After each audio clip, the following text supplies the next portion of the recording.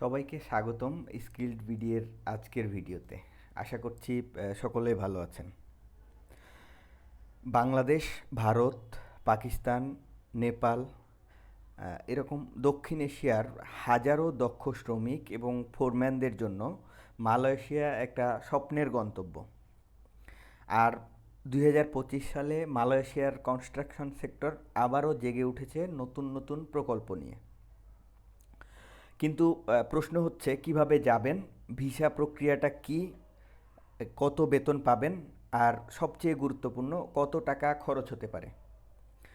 আজকের এই ভিডিওতে আমি আপনাকে স্টেপ বাই স্টেপ গাইড করব যেন আপনারা মালয়েশিয়া যাওয়ার পথটা সহজ হয়। তাই ভিডিওটি শেষ পর্যন্ত দেখুন, কারণ আমরা সবচেয়ে গুরুত্বপূর্ণ প্রশ্নের উত্তর দিব। এটা কি আপনার জন্য সঠিক সিদ্ধান্ত হবে কিনা, অর্থাৎ মালয়েশিয়া যাওয়া আপনার জন্য সঠিক সিদ্ধান্ত হবে কিনা। কিভাবে যাবেন? সবচেয়ে বড় চ্যালেঞ্জ হলো ভিসা। মালয়েশিয়াতে কনস্ট্রাকশন জবের জন্য প্রধানত দুটি পথ খোলা আছে। প্রথম পথ হচ্ছে PLKS ওয়ার্ক ভিসা। এটাই হলো মেইন এবং সঠিক পথ। এর জন্য আপনাকে একটি মালয়েশিয়ান কোম্পানি থেকে জব অফার করবে। তারা আপনার জন্য EPLKS বা ইলেকট্রনিক PLKS ভিসা অ্যাপ্লাই করবে। এই প্রক্রিয়ায় সব কিছুই অনলাইনে হয়, যার অর্থ হচ্ছে ফ্রডের সম্ভাবনা অনেক কম। স্টেপ 1, রিক্রুটিং এজেন্সি বা সরাসরি এমপ্লয়ারের সাথে চুক্তিবদ্ধ হওয়া। স্টেপ 2 হচ্ছে এমপ্লয়ার মালয়েশিয়া সরকারের কাছে আপনার ভিসা অ্যাপ্রুভালের জন্য আবেদন করবে। এর পরের ধাপে হলো ভিসা অ্যাপ্রুভাল হবে এবং আপনি ভিসা অ্যাপ্রুভাল লেটার পাবেন। 4 নম্বর স্টেপে এই অ্যাপ্রুভাল লেটার নিয়ে আপনাকে মালয়েশিয়ান অ্যাম্বাসি থেকে স্টিকার ভিসা নিতে হবে এবং ভিসা পাওয়ার পরে মালয়েশিয়া পৌঁছে মেডিকেল চেক আপ এবং বায়োমেট্রিক্স দিয়ে ফাইনাল ওয়ার্ক পারমিট সংগ্রহ করতে হবে। এর আগে ফ্লাই করবার আগে আপনাকে গামকা থেকে একটা আপনার হেলথ সার্টিফিকেট নিতে হবে। আচ্ছা, আর একটা পথ হচ্ছে ভিসা অন অ্যারাইভাল থেকে জব বা ট্যুরিস্ট ভিসা থেকে জবে যাওয়া।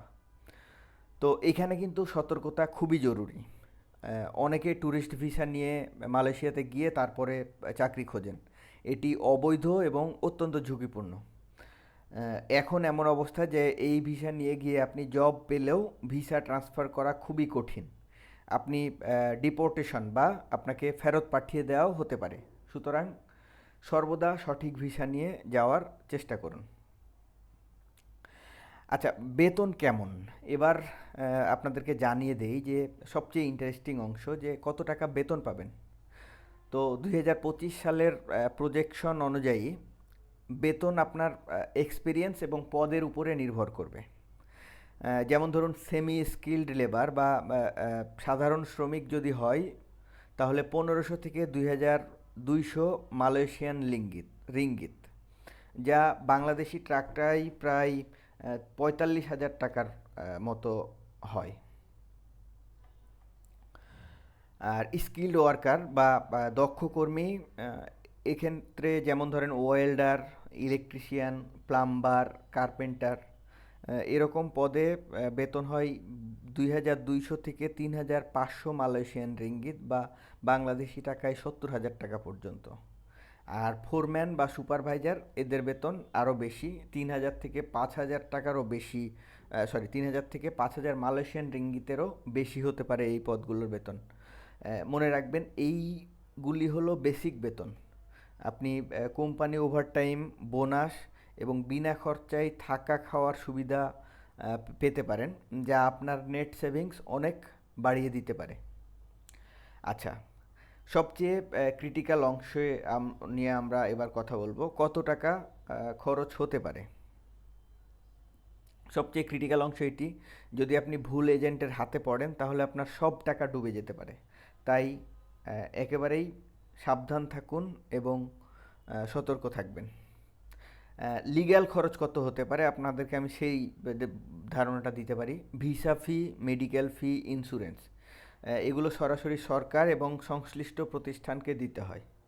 তো এটা 1000 মালয়েশিয়ান রিঙ্গিত পর্যন্ত হতে পারে। এখন রিক্রুটিং খরচ বা এজেন্টের ফি কত হবে সেটা জেনে নিন। মালয়েশিয়া সরকার রিক্রুটিং এজেন্সির জন্য একটা ম্যাক্সিমাম ফি নির্ধারণ করে দিছে। এটি সাধারণত আপনার 1 মাসের বেতনের সমান বা তার কমও হতে পারে। অনেক সময় 4-5 লাখ টাকা দাবি করে অনেক এজেন্সি, তাহলে এটা একটু যাচাই বাছাই করতে পারেন, কারণ সম্ভবত এরা অতিরিক্ত টাকা নিচ্ছে বলা যায়। আচ্ছা, সঠিক এবং লিগাল পথে 2.5 লক্ষ টাকার মতো বা 3 লক্ষ টাকার মতো খরচ হতে পারে, এয়ার ফেয়ার, এজেন্ট ফি, ভিসা ফি, মেডিকেল, সব মিলিয়ে। তো কোনো এজেন্টকে টাকা দেওয়ার আগে নিশ্চিত হয়ে নিন যে তার কাছে মালয়েশিয়া সরকারের ভ্যালিড লাইসেন্স আছে কিনা, বাংলাদেশের প্রবাসী কল্যাণ মন্ত্রণালয়ের অনুমোদিত কিনা বা পিএমইটি লাইসেন্স আছে কিনা, এবং টাকা দেওয়ার এবং কন্ট্রাক্ট সমস্ত কিছুর রসিদ নিয়ে রাখবেন, এবং কন্ট্রাক্টের সমস্ত শর্ত পরিষ্কারভাবে পড়ে বুঝে নেবেন। আচ্ছা, 2025 সালের সম্ভাবনা ও সতর্কতা। 2025 সালে মালয়েশিয়া তাদের নেপাল ট্রান্সফরমেশন 2050 বা TV2 প্রকল্প নিয়ে এগোচ্ছে। নতুন ইনফ্রাস্ট্রাকচার, রিয়েল এস্টেট এবং মেগা প্রকল্পে কনস্ট্রাকশন সেক্টরে প্রচুর চাকরির সুযোগ তৈরি হচ্ছে। কিন্তু সতর্ক থাকবেন যেন ফেক এজেন্ট থেকে দূরে থাকতে পারেন। আর ট্যুরিস্ট ভিসায় অনেকেই জবের গ্যারান্টি দেয়, কিন্তু এটা অবশ্যই বিশ্বাস করবেন না, কারণ ট্যুরিস্ট ভিসায় গিয়ে চাকরি নেওয়াটা খুবই ঝুঁকিপূর্ণ। আর সরাসরি বিশ্বস্ত এবং লাইসেন্সপ্রাপ্ত রিক্রুটিং এজেন্সির সাথে যোগাযোগ করবেন। তো বন্ধুরা, মালয়েশিয়ার কনস্ট্রাকশন সেক্টর 2025 সালে একটা বড় সুযোগ নিয়ে আসছে, কিন্তু সেই সুযোগ কাজে লাগাতে হলে আপনাকে হতে হবে সচেতন, ধৈর্যবান এবং অবশ্যই সঠিক পথে এগোতে হবে। আপনার যদি কোনো প্রশ্ন থাকে নিচে কমেন্টে অবশ্যই লিখুন। আর এই গুরুত্বপূর্ণ তথ্যগুলো আপনার সেই বন্ধু বা আত্মীয়ের সাথে শেয়ার করতে ভুলবেন না, যিনি মালয়েশিয়া যাওয়ার কথা ভাবছেন।